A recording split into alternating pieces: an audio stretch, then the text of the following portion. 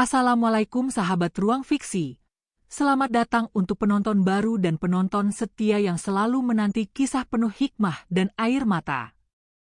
Di tengah panasnya terik matahari, di antara bau busuk tumpukan sampah yang mengepul, seorang pemuda tampan berpakaian compang-camping tiba-tiba berhenti melangkah. Matanya menatap lekat pada sosok wanita tua yang tergeletak tak berdaya di balik karung plastik sobek. Perutnya membesar, wanita itu sedang hamil. Wajahnya lebam, tubuhnya gemetar, dan tak satu pun manusia datang menolong. Siapa wanita itu? Siapa yang tega membuangnya? Dan apa yang akan dilakukan si pemuda gembel ini? Namun sebelumnya bagi yang beragama Islam saya sarankan untuk menuliskan sholawat Nabi Muhammad agar kelas sholawat ini menjadi saksi untuk mendapat syafaat di akhirat. Like dan subscribe ke channel ini sangat membantu menyebarkan dakwah Islam dan menjadi amal jariah. Langit mendung menggantung di atas kota, memantulkan warna abu-abu muram ke jalanan becek yang dipenuhi genangan air busuk.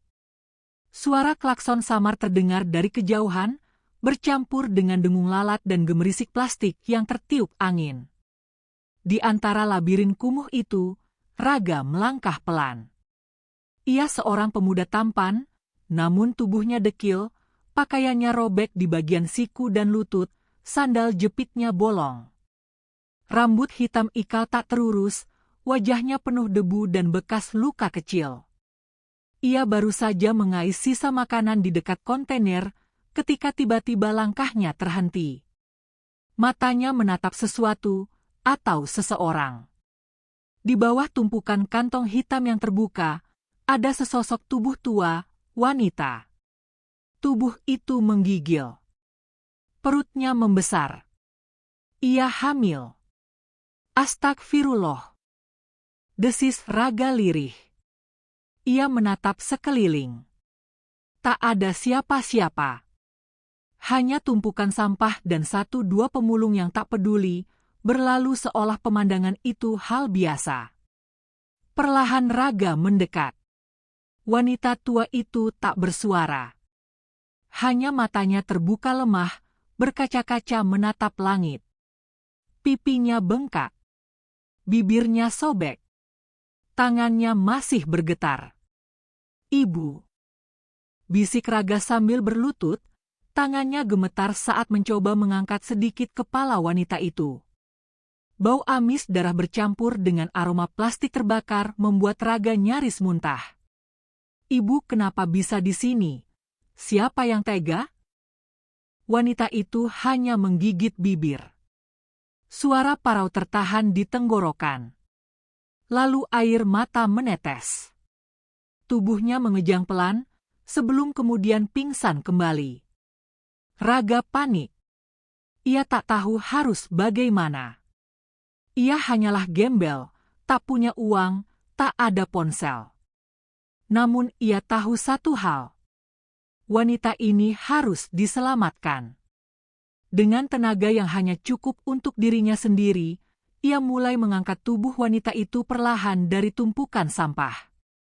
Namun saat ia berdiri, suara seseorang dari belakang membuatnya membeku. Jangan ganggu dia. Itu gila, dia yang dibuang karena bawa sial." Raga menoleh. Seorang pria bertubuh besar, mengenakan rompi satpam lusuh, berdiri sambil menunjuk tajam ke arahnya. "Anak-anak di sini udah tahu, dia tuh dukun. Pura-pura hamil, tapi katanya bawa kutukan." "Kutukan?" Raga memeluk tubuh wanita tua itu lebih erat. "Dia manusia, bukan sampah." "Manusia? Kamu juga gila ya? Bawa dia pergi, atau kubuang kalian berdua." Dada Raga berdebar. Tapi ia tak bergeming. Ia tahu, jika ia meletakkan wanita ini kembali, ia akan benar-benar mati. Perlahan, ia berjalan menjauh. Tubuh wanita tua itu terkulai dalam pelukannya. Di belakang, satpam itu mengumpat, lalu melemparkan kantong plastik ke arahnya. Raga tak menoleh. Ia terus berjalan. Matanya mencari tempat aman, meski hanya untuk sementara. Hujan mulai turun. Rinai kecil membasahi wajahnya yang penuh keringat dan debu. Di tengah kota yang tak peduli, Raga memulai langkah kecil yang akan mengubah takdirnya. Raga menggigil menahan dingin. Peluh dan air hujan menyatu membasahi tubuh kurusnya. Namun ia tak memedulikan itu. Yang ada dalam benaknya hanya satu, menyelamatkan wanita tua itu. Ia berjalan sejauh mungkin dari tumpukan sampah, menyusuri gang sempit yang hanya diterangi cahaya kuning temaram dari lampu jalan yang berkelip. Setiap langkah terasa berat, namun tekad dalam dadanya lebih kuat dari rasa lelah dan lapar yang ia rasakan. Wanita tua itu masih dalam pelukannya, tubuhnya terasa semakin ringan, pertanda nyawanya makin menipis. Beberapa kali tubuh itu tersentak, membuat Raga semakin panik.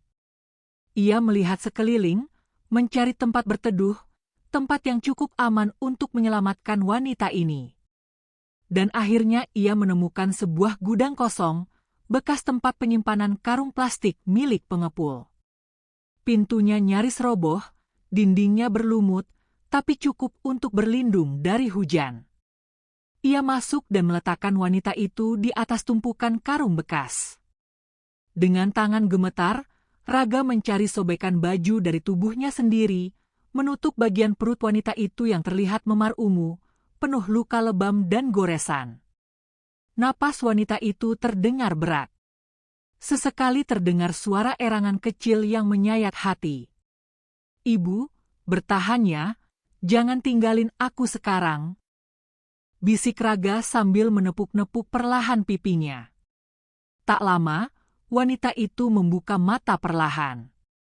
Tatapannya kosong, namun kini mulai sedikit fokus pada wajah Raga. Suara lirih keluar dari bibirnya yang pecah-pecah. "Kamu, siapa kamu?" Raga terdiam sesaat, sebelum menjawab, "Namaku Raga, Bu. Aku cuma gembel, tapi aku nggak bisa biarin ibu mati di sana. Ibu hamil, dan luka-luka." Wanita itu menatap kosong ke langit-langit gudang. Matanya berkaca-kaca. "Kenapa kamu tolong aku? Semua orang usir aku, bilang aku bawa sial. Aku cuma pengen anakku selamat." Air mata mengalir dari sudut mata keriputnya. Raga menggenggam tangan wanita itu erat. "Ibu bukan pembawa sial. Ibu korban." Wanita itu menggeleng lemah. "Aku dihianati oleh anak tiriku sendiri. Aku dikurung, dipukuli, lalu dibuang, katanya aku aib keluarga." Raga tercekat. "Anak tirimu?" Wanita itu mengangguk perlahan. Kisah kelam pun mengalir seperti darah dari luka yang belum mengering. Wanita itu dulunya adalah pembantu rumah tangga di rumah keluarga kaya. Setelah kematian majikannya, ia dinikahi oleh pria tua pemilik rumah itu. Awalnya baik, tapi saat sang suami meninggal, anak tiri wanita itu merasa jijik dan malu. Status sebagai istri kedua dianggap aib. "Mereka takut harta warisan jatuh ke tanganku, apalagi aku hamil, mereka takut anak ini jadi ahli waris." Mata Raga membelalak. Jadi ibu dibuang, karena mereka takut anak ini lahir. Wanita itu hanya menangis, tanpa kata. Di luar, hujan masih turun deras.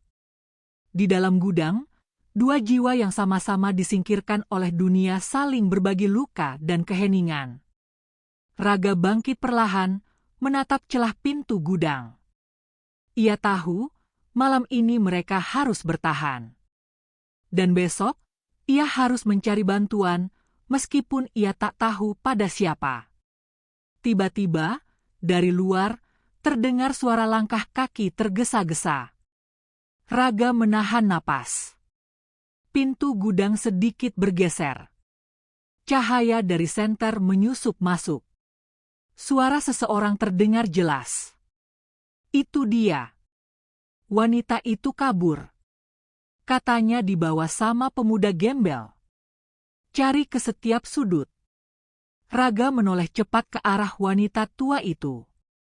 Ia menempelkan jari telunjuk ke bibir, memberi isyarat untuk diam. Wanita itu mengangguk pelan. Napasnya makin berat. Raga tahu, jika mereka ditemukan malam ini, nyawa wanita itu tak akan selamat. Perlahan, ia merangkak menuju belakang gudang, membuka papan tua yang menutup celah kecil menuju saluran air. Tanpa pikir panjang, ia mengangkat wanita itu dan menyelinap masuk ke lorong sempit itu. Tubuhnya tergores, kulitnya tersayat, tapi ia terus bergerak dalam kegelapan yang dingin dan lembab. Lorong itu berakhir di dekat sungai kecil yang berlumpur. Raga menarik napas panjang, lalu meletakkan wanita itu di atas rumputan basah. Ibu, kita harus tetap sembunyi sampai pagi.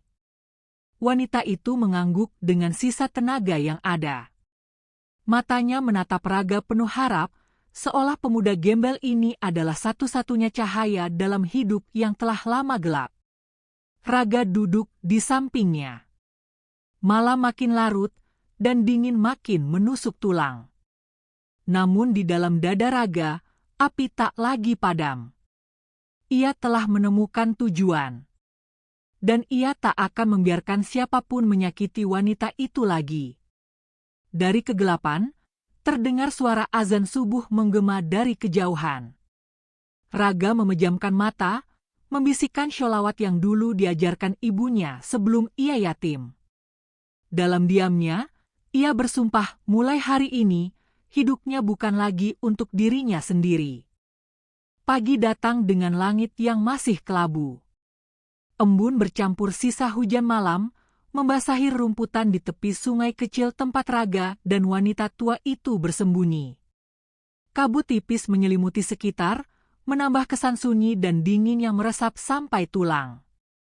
Raga membuka matanya perlahan. Tubuhnya menggigil. Tangan dan kakinya masih kotor oleh lumpur dari lorong sempit semalam. Namun yang lebih penting baginya adalah kondisi wanita tua itu. Ibu, ibu masih kuat, kan? Bisiknya sambil menyentuh pelan dahi wanita itu. Wanita tua itu mengangguk sangat pelan, matanya sembab dan lesu. Perutnya sedikit mengeras. Tanda-tanda akan melahirkan semakin terasa. Ibu butuh bantuan, gumam Raga lirih. Tanpa uang, tanpa identitas, Raga hanya bisa bergantung pada insting. Ia tahu, membawa wanita itu ke puskesmas terdekat adalah pilihan berisiko. Mereka mungkin sudah menyebarkan berita bohong bahwa wanita ini gila, mencuri, atau bahkan membunuh. Dalam diam, ia mengingat satu tempat, sebuah posko kecil milik relawan kesehatan jalanan yang pernah memberinya perban dan obat batuk saat ia terjatuh 2 minggu lalu. Posko itu tak jauh dari jembatan kereta, menempati bangunan tua bekas toko sembako. Tunggu di sini, Bu. Aku bakal balik cepat. Wanita itu menatapnya, penuh takut. Jangan pergi terlalu lama, mereka bisa datang lagi. Raga menggenggam tangannya. Aku janji, Ibu.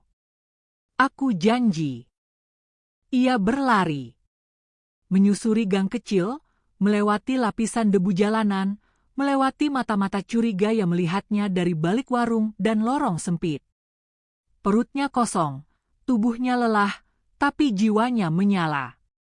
Setelah hampir 1 jam, ia tiba di depan posko tua itu. Papan kayu bertuliskan, layanan kesehatan gratis untuk duafa, tergantung miring, catnya mengelupas. Tapi di dalam, terlihat 2 orang relawan sedang membersihkan lantai. Permisi, Mbak Mas, aku butuh bantuan. Seorang wanita muda berjilbab mendekat. Matanya memandang curiga pada sosok Raga yang dekil, penuh lumpur, dan tubuh gemetar.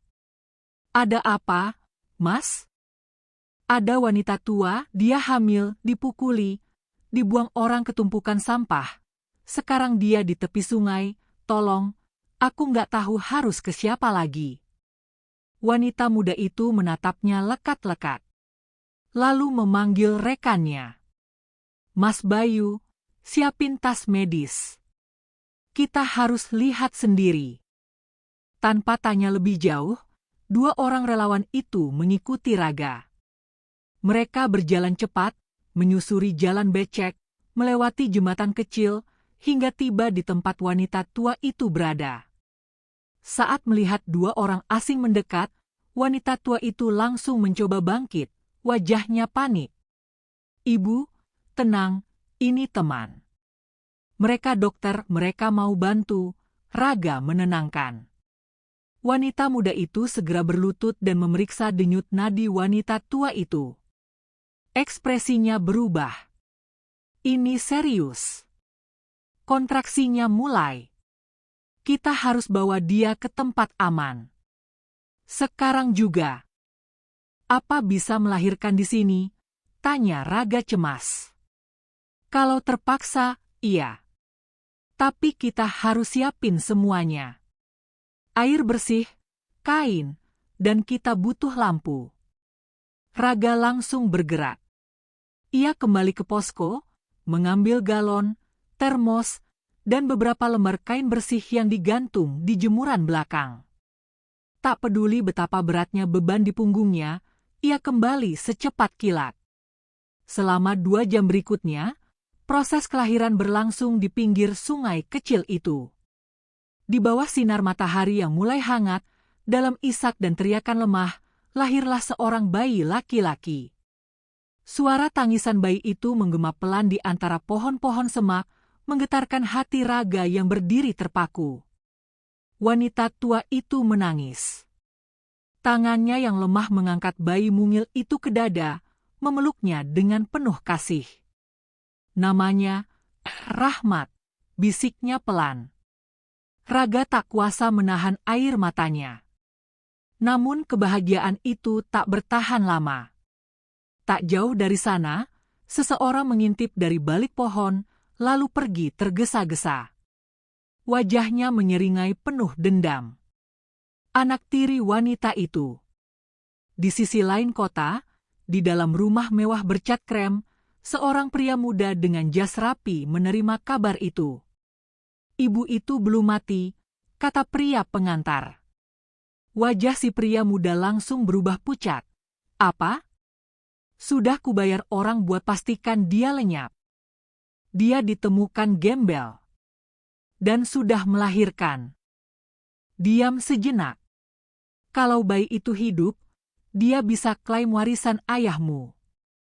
Pria itu berdiri, melempar gelas ke dinding. Matanya merah penuh amarah. Temukan mereka. Bunuh semua. Termasuk si gembel sialan itu. Tanpa mereka tahu, Raga dan wanita tua itu kini sedang tertidur lelah di bawah naungan pohon, tak sadar bahwa gelombang bahaya yang lebih besar sedang mengintai. Dan sejak hari itu, hidup Raga tak pernah lagi sama. Angin sore berhembus pelan dari arah timur, membawa hawa panas bercampur debu dari jalanan kota. Di balik semak yang masih basah oleh embun, Raga membuka matanya perlahan. Tubuhnya masih terasa berat, tapi suara bayi yang merengek kecil membangunkannya. Wanita tua itu masih terbaring lemah, memeluk bayi mungilnya dengan kain seadanya. Wajahnya pucat, tapi matanya menatap penuh syukur ke arah langit. Raga bangkit, menatap sekitar. Tak ada tanda-tanda orang asing. Namun entah kenapa, dadanya terasa sesak. Seolah ada yang mengawasi dari kejauhan. Dan dugaannya benar. Beberapa meter dari sana, 2 pria bertubuh kekar dengan jaket gelap dan tatapan tajam menyusuri jalan setapak. Tangan mereka menggenggam ponsel, memperlihatkan foto Raga dan wanita tua itu. Mereka diam, namun setiap gerakannya terlatih. Langkah mereka tenang, namun penuh niat membunuh. Katanya mereka ada di sekitar sungai ini, ujar salah satu. Periksa semua semak. Jangan sampai lolos. Raga yang mendengar suara langkah mendekat langsung menyuruh wanita tua itu bangun perlahan. Ibu, kita harus pergi sekarang. Tapi bayi ini baru lahir. Aku tahu, Bu, tapi kita nggak aman. Mereka datang lagi. Wanita tua itu mengangguk pasrah. Tubuhnya gemetar, namun ia mencoba berdiri sambil memeluk bayinya erat. Raga memapahnya, dan bersama-sama mereka menyusuri tepi sungai, melewati rerumputan tinggi dan batu-batu licin, mencari tempat lain untuk bersembunyi. Sementara itu, dua pria bayaran itu semakin dekat. Satu dari mereka menemukan sisa kain berlumuran darah di semak tempat wanita tua itu melahirkan. Mereka baru saja pergi. Cepat kejar. Mereka berlari, menyusuri jejak kaki yang masih tergenang air. Raga hanya memiliki beberapa menit ke depan untuk menyelamatkan diri. Ia membawa wanita itu menuju sebuah lorong sempit di balik pasar tradisional. Bau amis ikan dan suara riuh pedagang menyamarkan kehadiran mereka. Di balik tumpukan peti kayu, Raga mengatur napas. Ibu, di sini dulu, aku akan cari bantuan. Wanita itu menatapnya khawatir. Jangan tinggalkan aku, Raga. Aku cuma ke ujung lorong. 5 menit. Aku janji balik. Raga berlari menyusuri pasar, dan di antara kerumunan, ia melihat sosok yang tak asing, dokter wanita relawan yang membantunya kemarin. Mbak, tolong. Mereka datang lagi. Wanita itu menoleh dan langsung mengenali wajah cemas Raga. Di mana ibu itu? Di balik peti, dekat penjual ikan. Cepat. Tanpa buang waktu, mereka berdua berlari kembali ke tempat persembunyian. Tapi saat sampai, wanita tua itu sudah tidak ada. Hanya sisa kain bayi yang tertinggal. Ibu. Ibu. Raga panik. Matanya menyapu ke segala arah. Lalu dari kejauhan, ia melihat dua pria kekar membawa sosok wanita dengan paksa ke dalam mobil hitam tanpa plat nomor. Bayinya tidak ada. Tidak. Mereka bawa dia.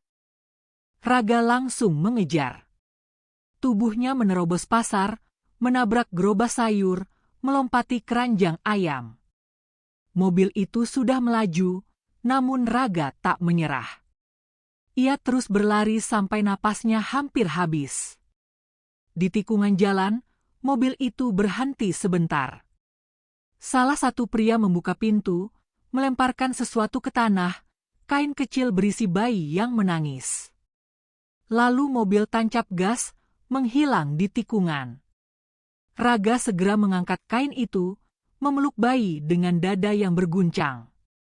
Ia menangis bukan hanya karena kelegaan menemukan bayi itu hidup, tapi karena tak tahu bagaimana nasib wanita tua itu sekarang. Dokter wanita yang mengejarnya dari belakang langsung memeriksa bayi itu. Bayinya selamat. Tapi ibunya.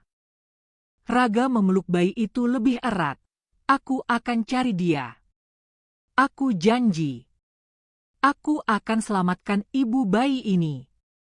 Walau harus lawan seluruh kota. Dokter itu menatap Raga. Kamu sendirian. Mereka orang-orang kuat. Kamu tahu siapa mereka? Anak-anak penguasa lama, keluarga kaya yang takut rahasia mereka terbongkar. Dokter itu mengangguk pelan. Kalau kamu serius, ada satu tempat.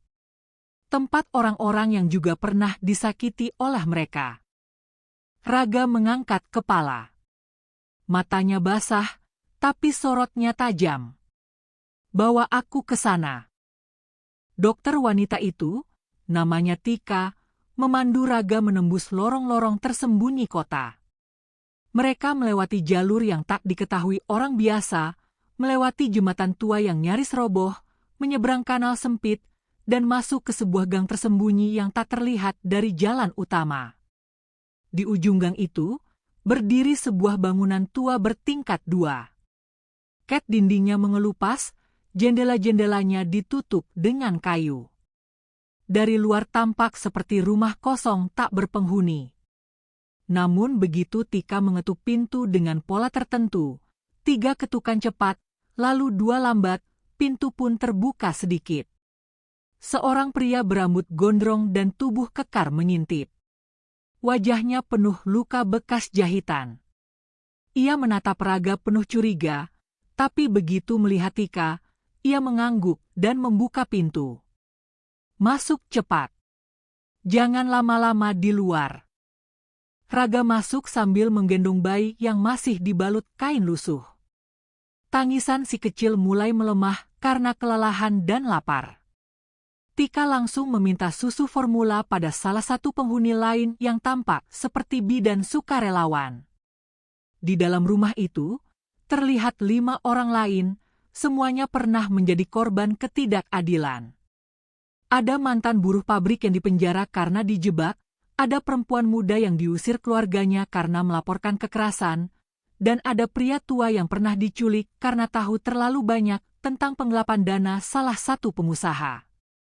Mereka semua menyambut Raga dengan tatapan iba, namun juga waspada. Tika kemudian menjelaskan situasinya. Dia, anak jalanan. Tapi baru saja menyelamatkan seorang ibu hamil dari tumpukan sampah. Ibu itu melahirkan, lalu diculik oleh orang bayaran keluarga kaya. Sekarang dia cuma punya bayinya. Raga menatap semua yang ada di ruangan. Aku nggak minta belas kasihan. Aku cuma minta waktu. Tempat buat bayi ini berteduh. Aku mau cari ibu bayi ini. Aku harus selamatkan dia. Lelaki gondrong yang membuka pintu tadi maju ke depan. Kalau kamu siap lawan mereka, kamu nggak bisa cuma modal nekat. Mereka licik. Mereka punya uang, koneksi, senjata, dan mereka gak segan bunuh siapapun. Justru karena itu, aku gak akan biarin mereka terus buang orang-orang tak bersalah seenaknya. Lelaki itu menatap Raga dalam-dalam. Lalu mengangguk pelan. Baik. Kita akan bantu. Malam itu, untuk pertama kalinya setelah berhari-hari, Raga tidur di tempat yang lebih hangat. Bayi di pelukannya telah diberi susu dan dimandikan oleh bidan sukarelawan. Tika juga membersihkan luka-luka di tangan dan kaki Raga, memberinya pakaian ganti bekas namun bersih. Namun tidur Raga tak benar-benar nyenyak.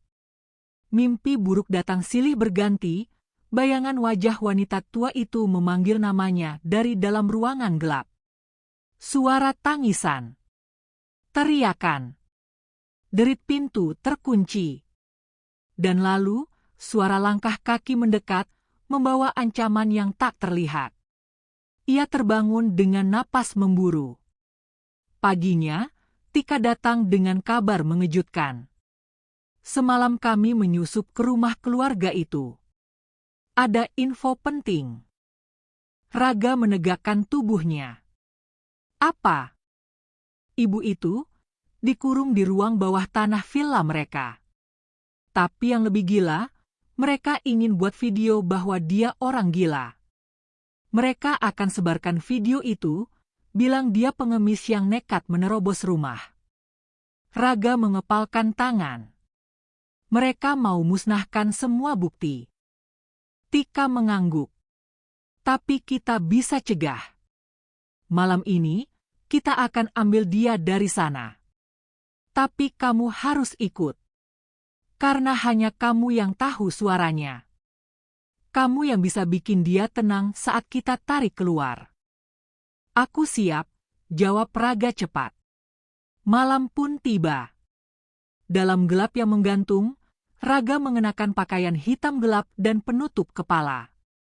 Di tangan kirinya, sebuah senter kecil. Di pinggangnya, pisau lipat kecil, bukan untuk menyerang, tapi jaga-jaga kalau terdesak. Bersama lelaki gondrong dan satu orang pemuda lainnya, mereka bergerak seperti bayangan. Mereka melewati pagar villa melalui saluran air di belakang kebun. Raga hampir tak percaya tempat seindah itu bisa menyimpan kebusukan sebesar ini. Mereka masuk melalui celah jendela belakang dapur. Semua lampu rumah mati. Villa itu sepi, hanya ada 2 penjaga bersenjata ringan di dekat teras. Mereka bergerak diam. Di ruang bawah tanah, suara tangisan pelan terdengar dari balik pintu baja kecil. Raga bergetar. Itu suara yang sama, suara wanita tua itu. "Ibu," bisiknya sambil mendekat ke pintu. Dari dalam, terdengar suara lemah, "Raga, kamu datang." "Iya, Bu. Aku datang bawa kamu pulang." Namun sebelum mereka bisa membuka pintu, alarm berbunyi. Seluruh villa menyala. Suara langkah kaki dan teriakan penjaga memenuhi lantai atas. "Jebakan!" lelaki gondrong berteriak. "Cepat buka pintunya."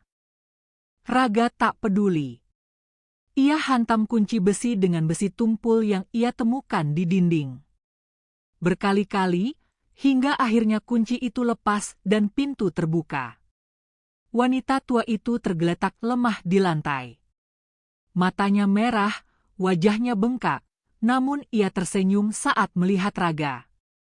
Raga menggendongnya keluar. "Tahan mereka di belakang. Aku bawa ibu." Salah satu rekan relawan melindungi Raga dari tembakan penjaga yang kini mulai mendekat dari arah tangga. Raga berlari menuruni tangga darurat, masuk ke halaman samping, lalu memanjat tembok dengan bantuan tali yang mereka siapkan sebelumnya. Peluru melesat di belakangnya, namun tak satu pun mengenai mereka. Di ujung lorong, Tika telah menunggu dengan motor tua. Raga meletakkan wanita itu di jok belakang. Tika langsung menggeber gas. Malam itu, mereka berhasil keluar. Namun perburuan baru saja dimulai. Karena kini, keluarga itu sadar seseorang berani melawan mereka. Dan orang itu adalah seorang gembel. Deru angin malam memukul wajah Raga saat motor yang dikendarai Tika melaju di jalanan sunyi menuju pinggir kota. Wanita tua itu duduk di tengah, tubuhnya lemas, bersandar di dada Raga yang tak berhenti menatap ke belakang, memastikan mereka tidak dibuntuti. Tika menoleh sesekali lewat spion, rahangnya mengeras. Mereka pasti akan menyebar orang-orangnya ke seluruh sudut kota. Kita harus segera cari tempat persembunyian yang tidak mereka duga. Raga mengangguk. Dalam pelukannya, wanita tua itu menggigil. Pipinya lebam, tapi senyumnya perlahan tumbuh, menatap wajah Raga seakan menemukan kembali harapan yang sempat hilang. "Terima kasih, Nak, Allah Maha tahu kebaikanmu." Air mata menetes di pipi Raga. Suara wanita itu membuat dadanya terasa sesak. "Ibu gak sendiri. Sekarang, ibu dan bayi ibu ada di tempat yang benar." Tika membawa mereka ke sebuah rumah panggung kecil di pinggiran desa, milik seorang kawan relawan yang sudah lama menolak dunia kota. Disinilah, untuk pertama kalinya sejak tragedi itu, wanita tua itu bisa rebah di atas kasur meski hanya tikar dan bantal tipis. Sementara itu, di pusat kota, kekacauan mulai melanda rumah keluarga besar itu. Video penyusupan dan kabar tentang hilangnya sang ibu tiri menyebar lewat media sosial. Beberapa warga yang mengenal wajah wanita tua itu mulai bicara. Mereka tahu siapa dia. Dulunya pembantu yang jujur, pekerja keras, yang justru dinikahi majikannya karena kebaikannya. Dan kini, mereka bertanya, kenapa wanita itu bisa ditemukan dalam kondisi seperti sampah? Mereka menyembunyikan sesuatu. Ujar salah satu warga dalam sebuah live TikTok yang viral dalam semalam. Video itu menyulut gelombang empati publik. Banyak akun mulai menyuarakan tanda pagar, "Selamatkan Ibu Rahmat." Ya, bayi itu kini diberi nama Rahmat, yang berarti rahmat Allah. Tapi di sisi lain, tekanan politik mulai dimainkan. Media mulai menerima briefing untuk tidak mengangkat kasus itu terlalu dalam. Beberapa wartawan yang mencoba menggali lebih dalam justru diancam. Namun, Raga dan Tika tidak tinggal diam. Tika menghubungi seorang jurnalis senior yang pernah membantu membongkar korupsi pejabat tinggi. "Kalau kamu bisa kumpulkan bukti kuat bahwa wanita itu adalah istri sah dari pria kaya itu, dan bahwa anaknya adalah ahli waris sah, kita bisa dobrak sistem ini dari dalam," ujar sang jurnalis, Maya.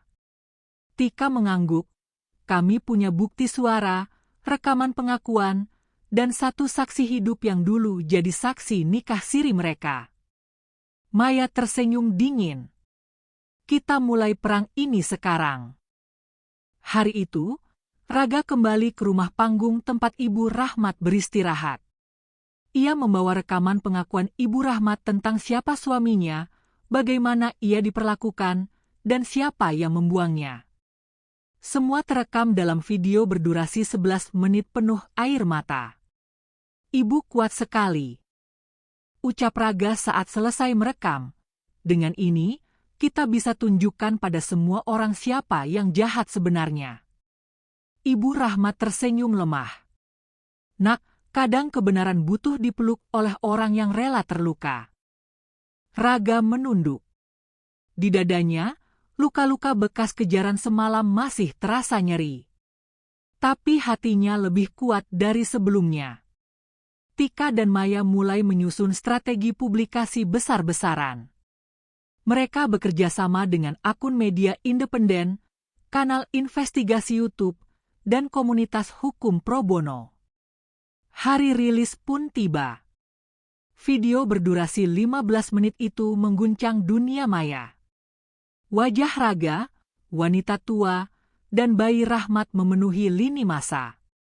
Kesaksian pilu itu menjadi viral hanya dalam waktu beberapa jam. Trending topik di platform media sosial berubah drastis. Keadilan untuk Ibu Rahmat. Anak sah tapi diusir. Tolong si gembel pahlawan. Ancaman demi ancaman datang silih berganti. Rumah panggung tempat mereka berlindung sempat dilempari batu malam harinya. Untungnya, warga sekitar mulai bersimpati dan bergantian menjaga. "Aku gak nyangka, orang-orang mulai peduli," bisik Raga saat duduk di teras bersama Tika. "Ini baru awal," jawab Tika. "Tapi Allah bersama orang-orang yang sabar dan berjuang." Tiba-tiba, ponsel Tika bergetar. Pesan dari Maya. Besok, mereka dipanggil oleh pengadilan. Mereka panik. Pengacara mereka minta damai, tapi kita punya semuanya. Jangan mundur. Raga mengepalkan tangan. Ia tahu, pertempuran ini belum selesai. Tapi kini, ia tak lagi sendiri. Di dalam rumah, suara bayi Rahmat terdengar pelan, menangis kecil. Raga masuk, mengangkatnya, dan menimangnya sambil tersenyum. "Tenang, Nak. Ayahmu gak akan biarinmu hidup seperti aku dulu. Mulai sekarang, kita lawan semuanya. Untuk ibumu. Dan untuk semua yang pernah dibuang seperti sampah." Pagi itu, matahari muncul perlahan dari balik bukit. Cahayanya menembus celah pohon, menyinari rumah panggung kecil tempat Raga dan keluarga barunya berlindung. Hari ini bukan hari biasa. Hari ini mereka akan menghadapi orang-orang yang pernah memperlakukan mereka seperti bukan manusia. Tika berdiri di depan pintu, mengenakan setelan sederhana berwarna abu-abu dan jilbab coklat. Di tangannya tergenggam map berisi dokumen dan bukti rekaman. Ia menatap Raga yang sedang mempersiapkan Ibu Rahmat dan bayi kecilnya. Kau yakin ibu bisa ikut? Tanya Tika. Raga mengangguk. Ibu bilang, dia ingin berdiri sendiri dan bilang pada semua orang bahwa dia bukan orang gila. Bukan sampah. Tapi manusia. Mobil pinjaman dari relawan datang menjemput mereka. Sepanjang perjalanan menuju pengadilan negeri kota itu, Raga tak lepas dari pandangan tajam dan curiga warga. Sebagian mengangguk hormat, sebagian lagi masih tak percaya cerita yang viral itu benar. Namun Raga tak peduli. Langkahnya hari ini adalah perjuangan untuk ratusan suara yang selama ini dibungkam. Ruang sidang terbuka siang itu penuh sesak. Wartawan, aktivis, dan warga sipil berdesakan ingin melihat langsung sosok wanita tua yang viral itu.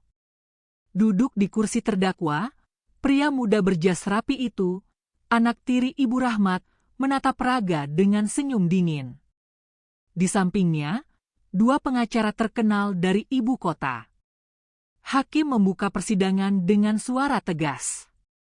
Hari ini kita akan mendengar gugatan dari Ibu Rahmat yang menuntut pengakuan sebagai istri sah dari almarhum Hartawan bin Kasman dan pengakuan hak waris untuk anaknya, Rahmat bin Hartawan. Sorot mata kamera mengarah ke Ibu Rahmat yang duduk dengan tubuh lemah namun tegak. Wajahnya masih menyimpan bekas luka, tapi matanya tajam, penuh keberanian. Pengacara dari pihak tergugat langsung angkat bicara. Yang mulia, wanita ini tidak memiliki surat nikah sah secara hukum. Klaim bahwa dia istri almarhum tidak dapat dibuktikan secara hukum negara.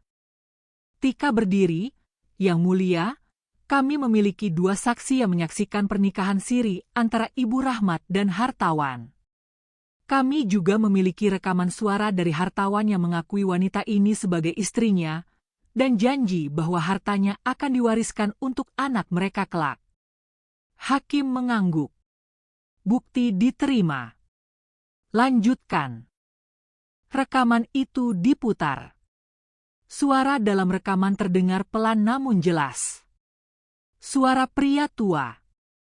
Rahmah, kamu satu-satunya orang yang aku percaya. Aku tahu anak-anak tiriku tak pernah menganggapmu keluarga. Tapi aku janji, kalau aku mati, hartaku milikmu dan anak kita, mereka harus tahu itu. Ruangan sidang hening. Semua pasang mata menatap ke arah terdakwa. Pria muda itu mulai berkeringat. Tika melanjutkan. Dan lebih dari itu, kami memiliki bukti kekerasan dan pembuangan terhadap Ibu Rahmat yang dilakukan oleh terdakwa dan orang suruhannya.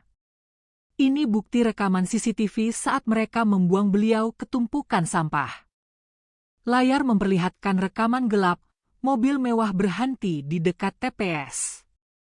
Dua pria turun, membuka pintu belakang, dan menarik paksa tubuh wanita tua, lalu melemparkannya seperti karung ke tumpukan plastik.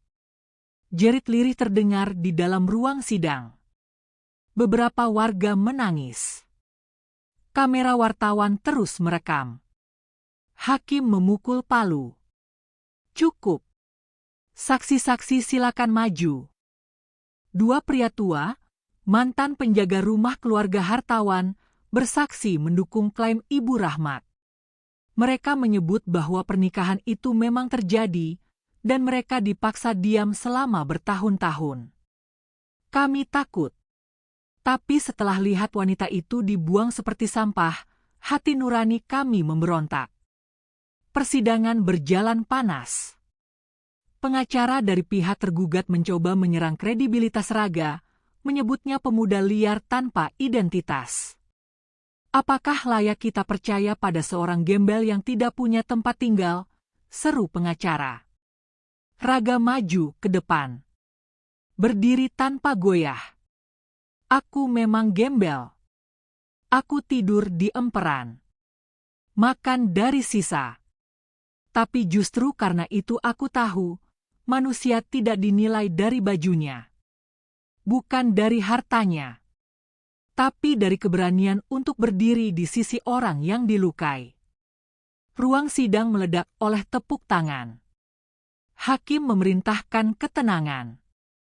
Pada akhirnya, keputusan dijatuhkan. Pengadilan menyatakan bahwa Ibu Rahmat adalah istri sah dari almarhum hartawan berdasarkan kesaksian dan bukti rekaman.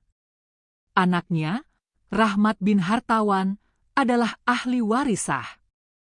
Pengadilan juga memerintahkan penyelidikan lanjutan atas tindakan kekerasan, penyekapan, dan percobaan pembunuhan terhadap Ibu Rahmat. Pria muda itu tertunduk. Tangannya diborgol saat polisi membawanya keluar. Di luar sidang, massa bersorak. Kamera menyorot Raga yang menggandeng tangan Ibu Rahmat dan menggendong bayi Rahmat di pelukannya. Malam itu, di rumah panggung kecil yang dulu sunyi, suara tangis bayi berubah jadi tawa. Ibu Rahmat duduk di tikar, memangku cucu kecilnya sambil menatap wajah Raga. "Nak, aku tak pernah menyangka seorang gembel sepertimu jadi penyelamatku." Raga hanya tersenyum. "Mungkin aku dibuang ke jalanan agar bisa bertemu ibu. Dan bayi ini." Dari kejauhan, suara azan menggema pelan. Dan Raga tahu perjalanan belum selesai. Tapi untuk pertama kalinya dalam hidup, ia merasa hidupnya punya makna. Hari-hari setelah persidangan itu menjadi hari yang tak pernah dibayangkan Raga seumur hidupnya. Namanya, yang dulu hanya dikenal di jalanan sebagai gelandangan, kini memenuhi halaman depan media, akun-akun aktivis, hingga disebut dalam khutbah Jumat. Pemuda gembel penyelamat ibu dan anak warisan, begitu banyak orang menyebutnya. Namun bukan itu yang membuatnya bahagia, melainkan kenyataan bahwa Ibu Rahmat dan bayi kecil itu kini hidup aman. Mereka kini tinggal di rumah kontrakan sederhana hasil bantuan para relawan dan donatur yang tersentuh oleh kisah mereka. Rumah itu tak mewah, berdinding papan dengan teras kecil, tapi penuh kehangatan dan rasa syukur. Suatu pagi, Raga duduk di tikar bersama Ibu Rahmat. Bayi Rahmat digendong Tika yang kini sudah dianggap seperti bagian keluarga. Di depan mereka, seorang pria berjas datang membawa amplop. "Mas Raga, ini dari notaris. Surat legal hak waris untuk bayi Rahmat sudah keluar. Atas nama anak dari almarhum Hartawan bin Kasman. Dan atas permintaan almarhum dalam wasiat yang baru kami temukan, seluruh aset dikelola oleh wali sah hingga anak dewasa." "Wali sah?" tanya Raga pelan. Pria itu tersenyum kecil. "Anda, Mas Raga." "Atas dasar pengesahan keluarga dan pengadilan." Raga tertegun. "Aku? Tapi aku bukan siapa-siapa." Ibu Rahmat menggenggam tangannya. "Kau orang pertama yang menolongku, menyelamatkan nyawa anakku, dan hidup kami. Kalau bukan karenamu, kami sudah jadi debu di antara tumpukan sampah." Air mata mengalir di pipi Raga. Ia hanya bisa mengangguk, tak mampu bicara.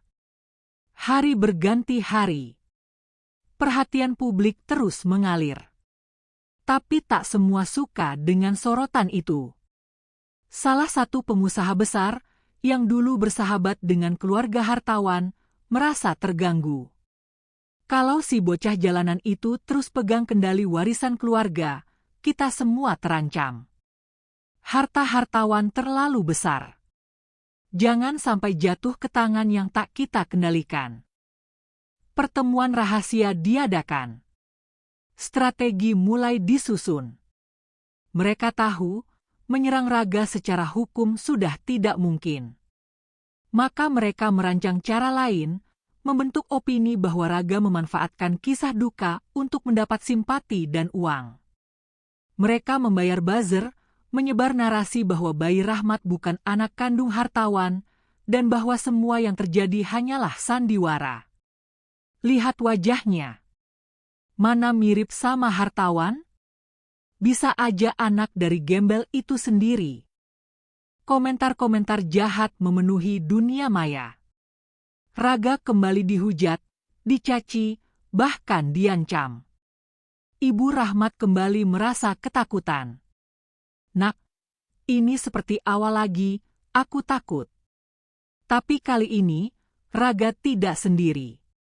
Tika berdiri di sampingnya, dan Maya, jurnalis yang sejak awal membela mereka, turun langsung menyelidiki siapa di balik penyebaran hoaks itu. Tak butuh waktu lama, sebuah rekaman rahasia bocor ke publik. Suara seorang pejabat berbicara pada seorang pengusaha. Kalau anak itu jadi ahli waris, harta hartawan bisa dipakai untuk bangun panti dan pesantren. Kita gak dapat bagian.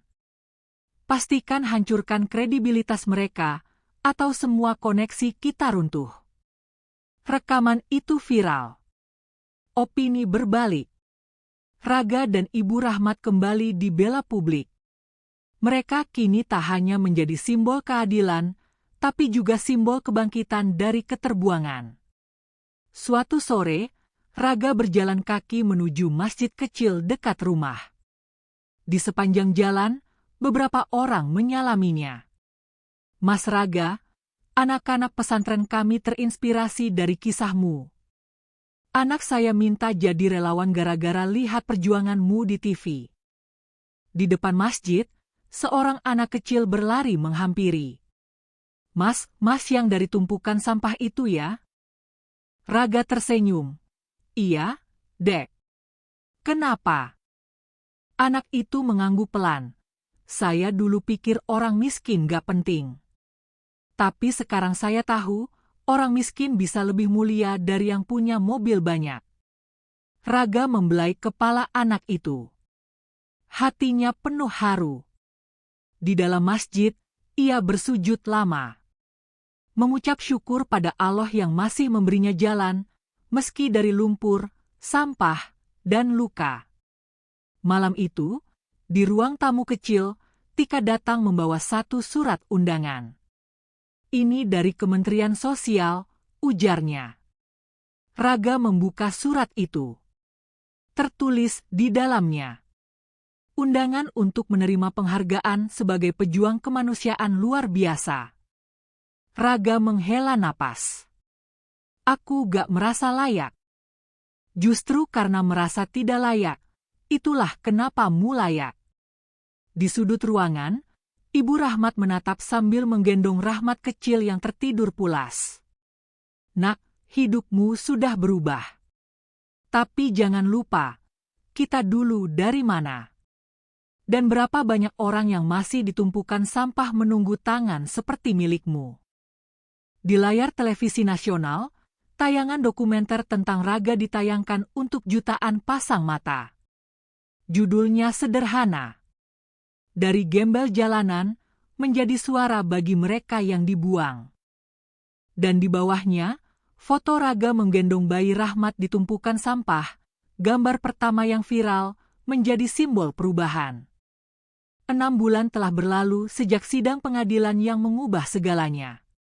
Kehidupan Raga, Ibu Rahmat, dan bayi kecil yang mereka rawat bersama telah menapaki lembaran baru. Dari jalanan yang sunyi dan bau busuk tumpukan sampah, kini mereka hidup dalam keseharian yang lebih manusiawi, meski tetap sederhana, tetap bersahaja. Namun Raga tidak berhenti di situ. Ia tahu, terlalu banyak orang yang bernasib seperti dirinya dulu. Terlalu banyak tubuh lemah yang dibuang tanpa suara, terlalu banyak perempuan tua yang dikubur dalam fitnah, dan bayi-bayi yang kehilangan masa depan sejak dalam kandungan. Bersama Tika, ia mendirikan sebuah posko kemanusiaan kecil bernama Pelita Jalanan, tempat para gelandangan, pemulung, wanita terlantar, anak jalanan, dan korban ketidakadilan bisa berlindung sementara waktu. Setiap pagi, Raga turun langsung ke lapangan. Ia membagikan nasi bungkus, menyisir lorong-lorong sempit, bertanya apakah ada yang sakit, atau apakah ada yang hanya butuh diajak bicara. "Mas Raga," sapa seorang bocah berumur 9 tahun yang baru saja tidur di kolong jembatan semalam.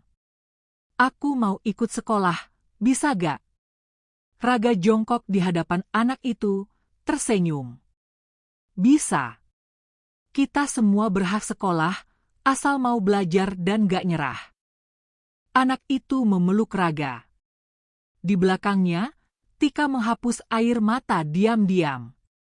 Ia tahu, dari luka Raga, telah tumbuh harapan bagi banyak orang.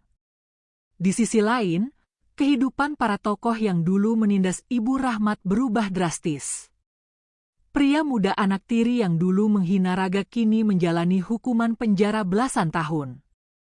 Perusahaannya bangkrut, reputasinya habis, dan semua koneksinya menjauh. Beberapa rekan bisnisnya yang dulu menyebar hoaks juga terbongkar kasus pencucian uang. Mereka diadili satu persatu. Media menyebut peristiwa ini sebagai efek domino keadilan dari tangan seorang gembel. Namun, seperti api kecil yang dijaga nyala, tantangan tetap datang. Pada suatu malam, posko pelita jalanan dilempari batu. Kaca depan pecah, beberapa anak-anak ketakutan dan bersembunyi di bawah meja. "Ini peringatan," ujar seorang pria bertudung gelap yang terekam kamera sebelum melarikan diri. "Jangan campuri urusan yang bukan kelasmu, gembel." Raga langsung datang ke posko. Matanya tak lagi marah, tapi tenang dan penuh arah. "Tika, kita butuh pagar kuat. Tapi lebih dari itu, kita butuh jaringan." "Jaringan?"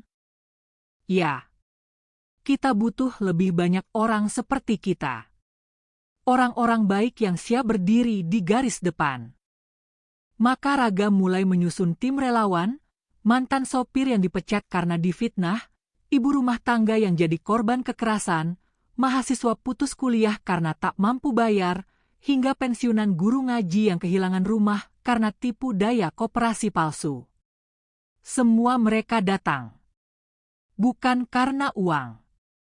Tapi karena Raga telah memberi mereka satu hal yang selama ini hilang, harapan. Pada ulang tahun pertama Pelita Jalanan, Raga naik ke panggung kayu kecil, di depan puluhan orang yang dulu dianggap tidak punya masa depan. Di tangannya, ia menggendong Rahmat kecil yang kini mulai bisa berdiri. "Aku bukan siapa-siapa," ucap Raga. "Aku dibesarkan oleh kerasnya jalanan. Aku pernah dibuang, dihina, diludahi, bahkan diusir dari tempat yang disebut tempat manusia. Semua hening. Tapi aku diangkat oleh satu tangan Ibu Rahmat, yang waktu itu tak bisa bicara, tapi memelukku di tengah tumpukan sampah." Ibu Rahmat yang duduk di barisan depan menunduk, menitikkan air mata. "Dan dari sanalah aku tahu, setiap manusia, sekotor apapun bajunya, semiskin apapun hidupnya, tetap punya hak untuk dihargai." Tepuk tangan pecah. Beberapa anak menangis. Para relawan bersorak. Dan malam itu, sebuah keputusan diambil. 3 bulan kemudian, dengan bantuan para donatur yang tergerak, sebuah lahan kecil berhasil dibeli di pinggiran kota. Di atas tanah itu, dibangun rumah singgah yang lebih besar, lengkap dengan ruang belajar, dapur umum, dan mushola. Di gerbangnya terpampang papan sederhana. "Rumah Rahmat, dari luka lahir cinta." Di dinding dalam, terukir nama-nama mereka yang pernah disingkirkan, bukan sebagai korban, tapi sebagai pahlawan. Dan di ruang tengah, tergantung satu foto besar. Seorang pemuda berambut acak-acakan, menggendong bayi kecil, berdiri di antara tumpukan sampah. Wajahnya penuh tekad. Di bawah foto itu, tertera tulisan. Ia mungkin gembel, tapi hatinya menyelamatkan dunia yang nyaris kehilangan nurani. Tapi Raga tahu, tugasnya belum selesai. Karena selama masih ada tubuh yang dibuang, suara yang dibungkam, dan keadilan yang dibeli, ia akan terus melangkah. Bukan sebagai pahlawan, tapi sebagai manusia. Senja turun pelan di langit kota. Cahaya oranye keemasan menyusup lewat celah jendela rumah Rahmat, menyinari wajah-wajah yang kini tak lagi asing bagi siapapun. Anak-anak tertawa di halaman, para ibu sibuk menyiapkan makan malam di dapur umum, dan relawan bergantian menjaga pintu masuk. Di tengah suasana itu, Raga duduk di kursi kayu reot yang telah ia tambal sendiri. Di pangkuannya, Rahmat kecil tidur pulas. Di sebelahnya, Ibu Rahmat tersenyum tipis sambil menggenggam tangan Raga yang kini mulai mengeras oleh kerja dan waktu. "Nak," suara Ibu Rahmat lirih, "aku sering berpikir bagaimana jadinya kalau saat itu mu lewat begitu saja, dan tidak mengangkat tubuhku dari sampah itu." Raga menoleh pelan, matanya berkaca. "Jangan bilang begitu, Bu, semua ini ada karena mu kuat bertahan waktu itu. Bukan karena aku. Tapi karena ibu gak menyerah." Ibu Rahmat menggeleng pelan, air matanya jatuh tanpa suara. "Tidak, Nak, Allah yang pertemukan kita. Allah yang titipkan bayi ini padamu. Dan sekarang, aku bisa pergi dengan tenang." Raga tercekat. "Ibu, jangan." Ibu Rahmat memeluk Rahmat kecil dengan lembut. "Aku sudah tua, Nak, tubuhku tidak sekuat dulu. Tapi hatiku tenang. Karena anakku dan cucuku ada di tangan yang paling layak." Malam itu, Ibu Rahmat tidur dalam senyum dan tidak pernah bangun lagi. Ia pergi dalam tenang, dalam damai, setelah menyaksikan kehidupan yang ia pertahankan dengan segenap nyawa, berubah menjadi jalan kebaikan bagi banyak jiwa. Beberapa hari kemudian, di pemakaman kecil di balik bukit, ratusan orang berkumpul. Mereka datang bukan karena nama besar, bukan karena status, tapi karena cinta dan hormat. Anak-anak jalanan membacakan doa. Relawan menaburkan bunga. Dan Raga berdiri memegang nisan sederhana bertuliskan, "Rahmah binti Syarif." Yang tak pernah berhenti mencintai, bahkan ketika dibuang. Bulan berganti. Musim berlalu. Rumah Rahmat kini makin ramai. Bantuan datang silih berganti. Bukan dari pejabat, bukan dari orang kaya, tapi dari mereka yang pernah disentuh hatinya oleh kisah itu. Mereka yang dulu pernah jatuh, dan kini ingin bangkit bersama. Dan Raga? Ia tetap seperti semula. Masih memakai sandal usang, masih bangun subuh untuk mengisi air galon, masih duduk di emperan gang sambil mendongeng untuk anak-anak. Tapi di mata orang-orang, ia bukan lagi seorang gembel. Ia adalah ayah, kawan, pelindung, penyambung hidup, dan bukti nyata bahwa dari tumpukan sampah pun, sebuah surga kecil bisa tumbuh.